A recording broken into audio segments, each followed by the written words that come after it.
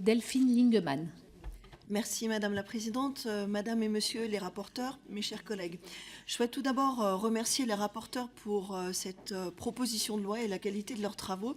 Et j'y associe nos homologues sénateurs, Pierre-Antoine Lévy et Bernard Fialaire, dont les recommandations de leur mission d'information trouvent une traduction dans le texte que nous examinons ce jour. Depuis le 7 octobre 2023, la France fait face à une recrudescence préoccupante des agressions, tant physiques que verbales, à l'encontre des personnes de confession juive. Nos universités ne sont malheureusement pas épargnées par ce fléau. Selon un sondage IFOP de septembre 2023, 9 étudiants de confession juive sur 10 déclarent avoir été confrontés à un acte antisémite.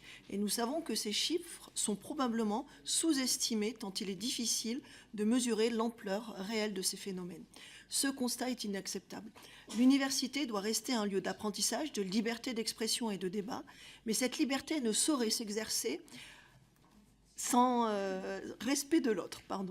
La haine n'a pas sa place dans nos établissements et aucun étudiant en France ne devrait craindre pour sa sécurité sur les bancs de l'université. La France, patrie de la laïcité, a le devoir de protéger chacun de ses citoyens, quelle que soit sa confession. Cette proposition de loi répond donc à cet objectif. L'inscription de la sensibilisation à la lutte contre l'antisémitisme et le racisme parmi les missions de formation des établissements assurant le service public d'enseignement supérieur permettra d'améliorer la sensibilisation à la lutte contre l'antisémitisme tout au long du parcours éducatif. Mais mes chers collègues, nous le savons, la sensibilisation ne suffit plus. Il est indispensable de doter les universités de moyens renforcés pour lutter contre l'antisémitisme. À cet égard, la généralisation des missions égalité et diversité et la désignation en leur sein d'un référent dédié à la lutte contre l'antisémitisme et le racisme est une avancée positive. Alors que dans 100% des établissements, il existe une personne en charge de l'égalité, seuls 55% ont une structure dédiée à l'égalité et à la lutte contre les discriminations. L'article 2 du texte vise à corriger ces disparités. D'autre part, le renforcement de la procédure disciplinaire est nécessaire.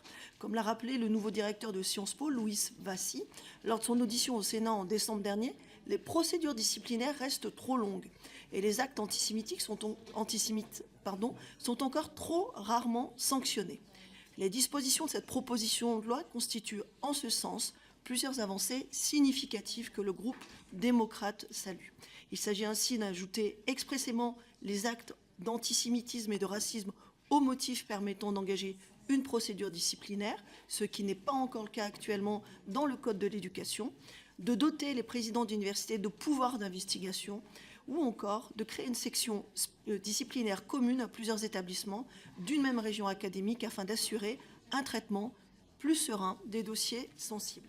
Le groupe démocrate apporte donc son plein soutien à ce texte. Et si cette proposition va dans le bon sens, je pense que nous avons encore beaucoup de progrès à faire et le rapport remis au gouvernement à l'issue des assises de la lutte contre l'antisémitisme formule à ce sujet de nombreuses recommandations dont nous pouvons nous saisir. Nous allons passer maintenant